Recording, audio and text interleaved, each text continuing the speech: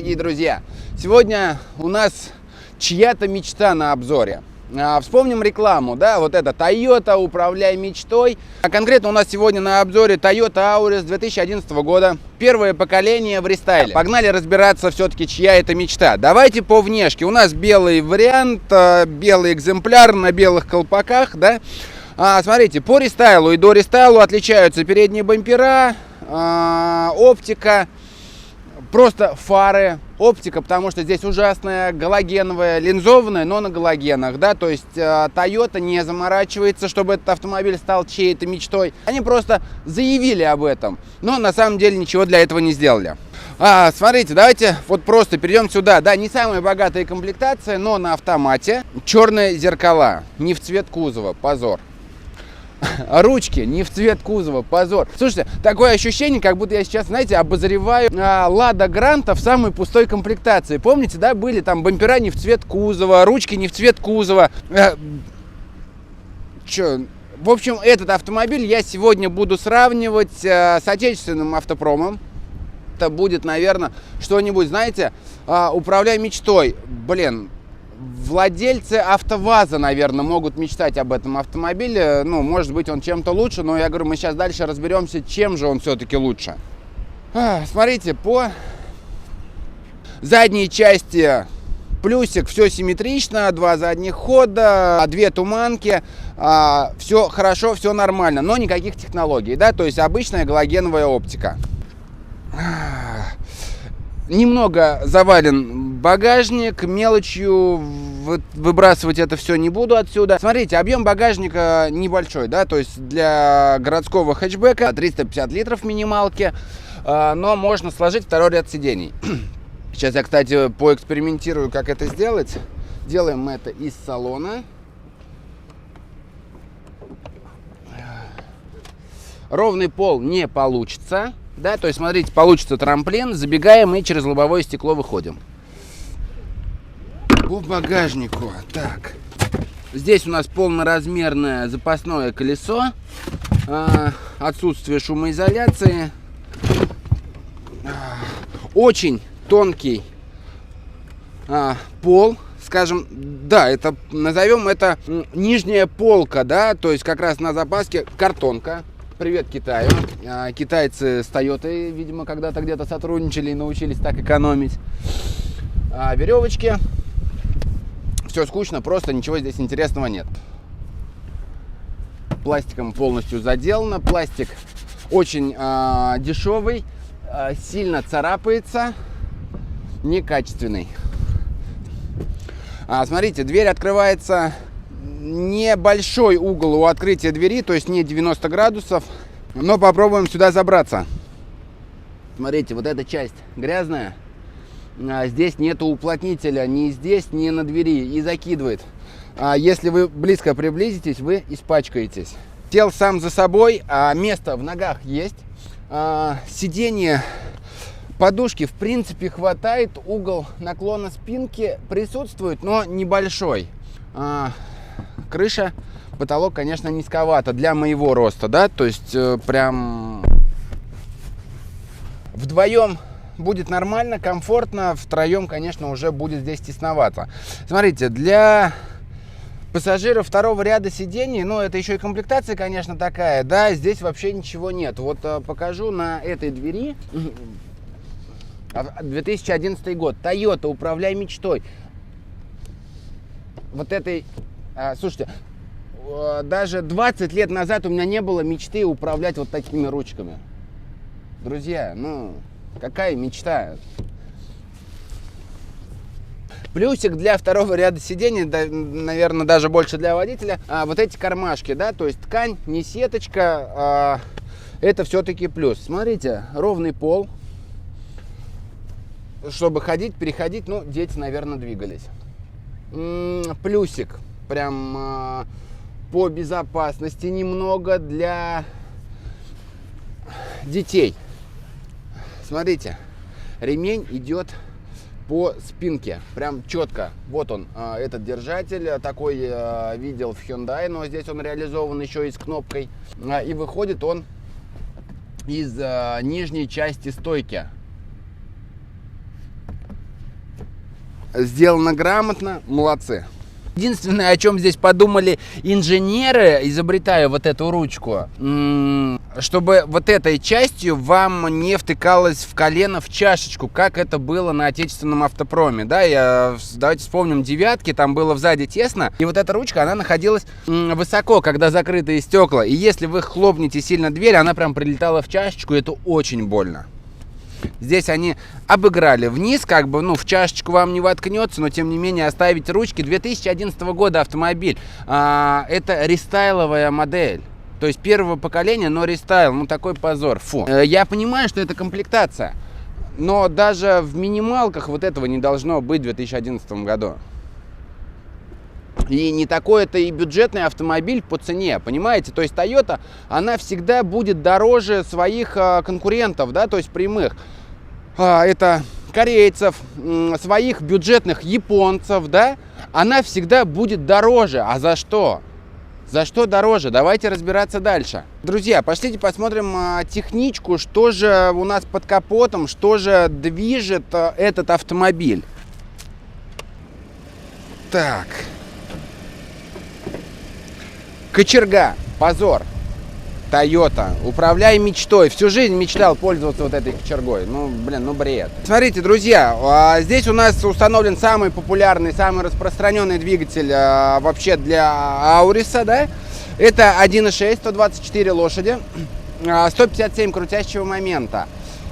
Ну, как всегда, в очередной раз скажу, что очень мало момента, да. Динамика разгона ужасная, 12 секунд. Это очень плохой показатель.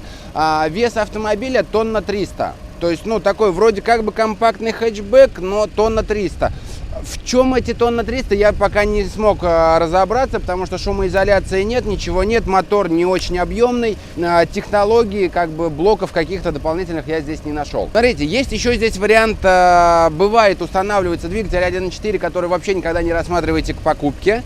Он, во-первых, слишком сильно слабый, да, во-вторых, он, ну, такой достаточно проблемный и не самый популярный, реально выбирали этот. И еще есть фишка, это опять тойотовцы что-то измудрились, это 124 лошади у нас 1.6 двигатель они сняли для автоматической коробки и для механической коробки 132 лошади. Это что такое? Ну, как бы обычно автомобилем тяжелее двигаться с коробкой автомат, чем с механикой, да, то есть, ну, и на механику как раз-таки можно моторы кидать и поменьше. Здесь они сделали наоборот. Были еще дизельные варианты, но в России вот на вторичке я их даже не нашел, да, такие экземпляры, поэтому, ну, не будем их рассматривать, потому что найти их нереально. Сейчас эти автомобили не выпускаются ни во втором поколении, ни в рестайлах, то есть они закончились в 2018 году и больше их нет. Ну и слава богу. Обратил внимание на воздухозаборник, смотрите, здесь из пластика сделан такой паук, и он выходит вот на край телевизора за фару. То есть не прямое забирание воздуха, а немного сбоку. В принципе, преодолевать броды, ну, по фары можно. Это невысокий автомобиль, поэтому здесь, ну, буквально там, может быть, с полметра есть, может быть, даже поменьше чуть-чуть, потому что дорожный просвет автомобиля 140 миллиметров, это опять же очень мало, это неудобно и страшно парковаться к бордюрам, потому что у нас не все бордюры установлены по ГОСТу, да, в России, поэтому всегда приходится, ну, оставлять этот запас. В комплектации здесь нету ни парктроников, никаких камер, да, ничего нет, это Toyota. Вот, это априори в машине будет прям минималка. Друзья, смотрите, здесь у нас тряпка, которая затирается. Вот, 2 стеклоподъемника. Блин, ну, для задних пассажиров они, конечно, поскупились. Здесь под коленкой регулировка зеркал, да, электропривод, слава богу, хотя бы он здесь есть, потому что зеркала не в цвет кузова. Из интересного, здесь интересно сделан подстаканник. Смотрите, тут, видите, даже какая-то технология присутствует, типа, да, и небольшой плюсик, если вы поставите сюда кофе зимой и у вас работает печка, да, оно будет подогреваться, летом, соответственно, наоборот, да, что-то прохладное сюда поставите, включите кондиционер, он будет за счет этого охлаждаться. Примитивно, конечно, но когда надо, работает. По рулю, по эргономике вообще, да, смотрите, здесь уже перешитый, руль затирается очень быстро. У нас здесь пробег 174 тысячи на автомобиле, да, то есть у автомобиля один собственник, куплен новым. В 2011 году был, то есть на сегодняшний день автомобилю у нас получается 13 лет. Смотрите, руль внизу немного скошен. Ну, такой, знаете, закос под спорт, наверное, я это все-таки назову. Раньше, по крайней мере, на спортивных автомобилях так делали. Сейчас так делают еще все китайцы. То есть они прям любят руль, вот чтобы вот он обрезанный был. То есть это для людей с большим животом. По сиденью. Лифт присутствует, но не очень высоко, да, мне как бы не хватает подъема, но если я подниму чуть выше, мне не даст крыша. То есть, ну, крыша очень низко, ну, вот для моей посадки, которая мне, ну, удобно и комфортно. Спинка регулируется флажочком, да, то есть разово это можно сделать, быстро, удобно. Здесь по эргономике. Мультимедиа у нас обычная, здесь у нас печка, бывает климат-контроль, зависит от комплектации, да. Смотрите, не очень удобно сделано вот это КПП. Вроде они как бы его подняли, убрали, вроде под руку, да, но вот что-то надо вот обходить его, вот, ну, блин, ну как-нибудь, но его ниже надо было убрать или еще куда-то. Слишком высоко, неудобно. Печка, как я сказал, уже обычная, кондиционер. Дальше у нас здесь ручник. Прикуриватель и подогревы передних сидений, лево-право, да. Смотрите, вот под этой нишей есть кармашек. Вот как им пользоваться, я достаточно много проехал на этом автомобиле, специально покатался, да, я хотел понять, что такое вообще Toyota. Точно не моя мечта, это прям однозначно. Смотрите, вот если вы не знаете, что здесь лежит, на ощупь вы только будете понимать, что это такое, либо вам кто-то скажет. Бред, да, то есть если есть вот полочка, да, здесь положили телефон, вы знаете, вот вы глазами видите, что здесь у вас лежит телефон. Туда вы положили что-то, я не знаю, раз туда полез и вляпался, понимаете, то есть смотря кто и что туда положит. А в Тойоте там другого класть и нету смысла. Смотрите, по бардачкам, два бардачка, да, то есть, ну, привет, отсыл, там, я не знаю, отечественной Газели. Здесь у нас есть USB, AUX, если вы подключите AUX, то вывести его сюда будет невозможно, то есть телефон придется оставить здесь. Дальше, смотрите, по сиденью я вам уже сказал, да, то есть как бы высоты мне не хватает, есть подобие боковой поддержки, но она, смотрите, насколько мягкая, да, то есть, ну, как бы это просто подобие. Ткань, кстати, очень сильно затирается, хотя автомобиль периодически делают химчистку. Подлокотник вообще очень сильно затерся, это ткань, и он не двигается, не регулируется. То есть с моим ростом, как бы, я не очень близко пододвигаюсь, но мне его хватает. Если, грубо говоря, то есть кто-то низкий, ну вот как есть, куда руку положить? То есть, ну, максимум, что вы сможете ее положить, это вот сюда. Ну, либо всегда держать на руле, и вот вцепились и поехали. Следующий момент по обзорности. Смотрите, мне не хватает зеркал. Зеркала очень маленькие. Помимо того, что они сэкономили то, что зеркала черные не в цвет кузова, так они еще и малыши. Малыши очень, совсем малыши. Автомобиль небольшой, хэтчбэк. Городской хэтчбэк, прям маленький. Но зеркала можно было бы сделать побольше. Смотрите, никогда не понимал и не понимаю фишку вот этих форточек. То есть это просто какое-то дизайнерское решение. Смотрите, вот я сейчас заново отрегулируюсь, вот я отрегулировался. Я смотрю вперед, да, то есть я здесь все вижу. Вправо я вижу. Вот оно, да? То есть оно такое же. Вот я там вижу. Чтобы посмотреть в это зеркало, мне нужно сделать вот так. Зачем? Зачем вы вообще это сделали? Вот в таком виде, как я сейчас сижу, да, то есть вот это пространство, вот эта стойка и вот эта стойка, они наоборот скрадывают обзор. То есть они украли у меня обзор при повороте в 90 градусов в темном где-то месте. То есть человека можно не заметить и раздавить. Панель в целом огромная, прям реально огромная. То есть салон, в принципе, для городского небольшого хэтчбека просторный. Вот, ну, прям вот в целом он просторный, он объемный. Наверное, знаете, среди вот этих вот хэтчбеков я отмечу все-таки это как такой плюсик. Друзья, предлагаю немного прокатиться, посмотреть, как этот автомобиль себя ведет. Ну, руль достаточно тугой, знаете, в каком плане летом это скажется. Сейчас зима, сейчас все равно как бы обледенелая дорога, да. Погнали. Включаем драйв. 4-ступенчатый автомат. прошлый век. Надежно, да, то есть, ну, он не ломается, как бы там с пробегом вот 170 тысяч, ну, по автомату проблем никаких не было. Но он четырехступенчатый.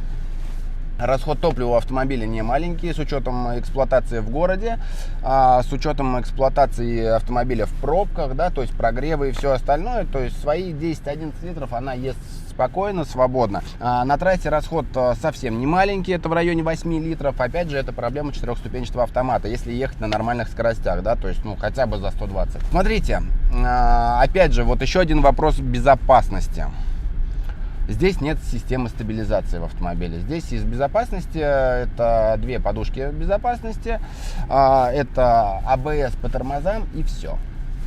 Это очень мало, знаете, то есть, ну, автомобиль, который рекламировался, да, в свое время, управляя мечтой. Слушайте, я не хочу управлять мечтой, которая небезопасна. Небезопасно по многим аспектам. Это маленький вот этот мотор, отсутствие динамики, отсутствие систем стабилизации, да, то есть и хейтерам, кстати, скажу про то, что вы говорите, что мотор там какую роль играет в плане безопасности. Знаете, если автомобиль может предотвратить ДТП, вот здесь начинается безопасность. И мотор может, да, если он мощный, если он вывозит вас из нештатной ситуации какой-то, да, это тоже безопасность. Ну, это так, для хейтеров. Смотрите, по подвеске. Сзади балка. Блин, технологичная страна. Вы пытаетесь сэкономить, но вы продаете эти автомобили слишком дорого. Смотрите, есть определенная политика, что ли, у вас. То есть вы приравниваетесь к остальным маркам и моделям автомобилей. Да? У этого автомобиля есть конкуренты. Такие, как, вот, допустим, корейцы. Да? То есть вы их всегда считаете почему-то ниже классом, уровнем, да? Но они на самом деле неплохие. Корейцы, кстати, за меньшие деньги дают больше безопасности, больше комфорта, больше начинки. У Тойоты все скромно, да, то есть за большие деньги сзади мы получаем вообще весла. Это ненормально.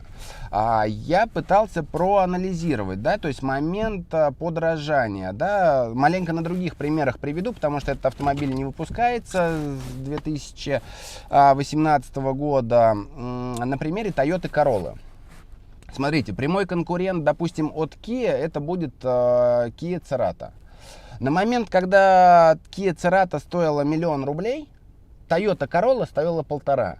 То есть это 50% плюсом. Но комплектация в Toyota будет хуже. Выбор по моторам у Toyota всегда хуже. Ну, потому что вот этот автомобиль может конкурировать, вот, допустим, конкретно с Kia, да, то есть это Kia Ceed хэтчбэк, у которого будет независимая подвеска, а не как здесь балка. Если автомобиль из Kia с балкой, это будет Kia Soul. У вас, ну, здесь примерно одинаковые багажники, примерно одинаковое место в салоне, но у Kia там больше дорожный просвет. И опять же, то есть присутствие там систем стабилизации как бы за меньшие деньги, чем у Toyota. А есть еще классный конкурент, это Volkswagen Golf. То есть это просто в этом классе, да. Знаете, вот владельцы Гольфа никогда не мечтали, наверное, о Тойоте. И никогда не будут мечтать о Тойоте, и тем более пересесть на Тойоту. Внешне это автомобиль, вообще, кстати, тоже в целом хотел сказать, больше девочка, да. То есть если мы посмотрим на Ceed, то он такой универсальный, да. То есть молодежный, стильный, парни, там, мужчины, не вопрос. Гольф, все то же самое, да. То это прям такая девочка-девочка. То есть, ну, я не знаю, купить супруге, там, я не знаю, маме, но, опять же, я бы сделал акцент на отсутствии безопасности, как минимум, вот этой системе стабилизации. Это должно быть в базе, понимаете? Прям из прямых конкурентов, которые прям девочки, это у нас получается Peugeot 308, это Citroёn C4 в кузове хэтчбэк. И есть, знаете, еще вот варианты там от корейцев, да, там Hyundai i30, то есть, ну, уже такой более интересный. Есть еще японские конкуренты Subaru Impreza хэтчбэк. Она тоже, сейчас их нету в продаже, я посмотрел из свежих, но они были. Subaru, она в этом плане намного интереснее, она на полном приводе. То есть, да, легковая машина, да, с небольшим дорожным просветом, но она на полном приводе. Есть еще конкурент, это Mazda 3. Друзья, Вот все, что я перечислил, это все бездушные конкуренты данного бездушного автомобиля. Есть еще варианты, знаете, хотя нет, Гольф все-таки у него есть своя, знаете, какая-то атмосфера, да, то есть он он другой, он не Toyota. Есть еще классные варианты, это Audi A3. Есть еще вариант BMW Копейка, да, как ее называют, но она на заднем приводе, ну, не совсем, наверное, тоже будет практично зимой. Есть автомобиль Mercedes А-класса, даже автомобиль Б-класса я бы тоже отнес к конкурентам этого экземпляра, классные варианты, у которых будет хорошая шумоизоляция, у которых будет хорошее оснащение, у которых будет хорошая безопасность. В любом случае есть выбор. Цены сейчас в 2024 году, ну, сошли с ума. Вот конкретно вот этот экземпляр сейчас стоит реально 1 200 000 300 000. Блин, ну это очень дорого, да. Из отечественного автопрома буду ссылаться только вот из-за того, что вот эти весла, отсутствие систем стабилизации, ну, старые вот эти двигатели. Мечтать о ней могут только владельцы АвтоВАЗа, и то не все. Кстати, напишите мне, пожалуйста, вот владельцы Приор хэтчбеков, хотели бы вы пересесть на такой автомобиль? Любопытно, потому что мне кажется, что владельцы Приоры их любят так сильно, что они даже не пересядут на Тойоту. И стоят они, получается, в 3 раза дешевле на вторичке, потому что хорошая сейчас на сегодняшний день ухоженная, не гнилая, не дырявая Приора, там черный хэтчбэк, либо белый хэтчбэк, она будет стоить порядка 400 000 рублей. Но это прям, ну, будет прям хороший экземпляр. Напишите. Хотел бы поговорить про надежность, но буду разговаривать про надежность конкретного экземпляра, да, то есть это Toyota Auris первого поколения в рестайле, такая маленькая автомобиль, который немного вылечили. Потому что дорестайловая модель это была беда. Во-первых, она была на роботе. Здесь уже классический автомат, 4-ступенчатый, старый, но надежный. Да, то есть как бы не технологичный, но надежный. Двигатель здесь на рестайловой модели проверен тоже временем, надежный, как бы в принципе проблем нет. На дорестайловых моделях и на двигателях 1.4 куча проблем, реально их очень много. Это там и с помпами проблемы, и помпы текут, и ремни, и ролики, и газораспределительные механизмы, и много-много-много всего. То есть такое ощущение, прям, ну прям сырая машина была первого поколения, но она, кстати, была очень много лет на рынке. И они не выдерживали такие пробеги, то есть, ну, без ремонта, допустим, там 150-170 тысяч, такого не было. Этот экземпляр по основным узлам и агрегатам выдержала, да, то есть по подвеске, да, здесь были вложения, там косточки, тут резиночки, там, ну, туда-сюда по мелочи, да, после сотки она все равно будет просить, как и любой, наверное, другой автомобиль, при нормальной эксплуатации, на котором ездят. Вот. По подвеске я вот сказал, да, вроде все надежно, все хорошо, ломаться нечему, ну, жалко. Блин, ну, Тойоте я бы это не простил, потому что вы позиционируете, что это Тойота, это чья мечта Тойота, вы что, прикалываетесь, что ли? Вообще удалите эти рекламы все. Вот. Это просто бездушное средство передвижения. То есть сел, завел, доехал, да. То есть, ну, вот конкретная конфигурация, да, то есть именно вот это в рестайле. Про дорестайловую я не буду ничего говорить. И про следующие рестайлы и другие кузова уже, да, то есть это будем разговаривать отдельно, когда у нас эти автомобили появятся на обзоре. Друзья, в завершении нашего ролика, нашего обзора хотел сказать следующее. Смотрите, автомобиль не впечатлил от слова совсем. Никакая это не мечта, это обычное средство передвижения, прям самое обычное. В каких-то моментах очень надежное, в каких-то моментах очень непрактичное и очень неудобное. Все это вы видели в ролике. Друзья, ставим лайки, пишем комментарии. До скорых встреч!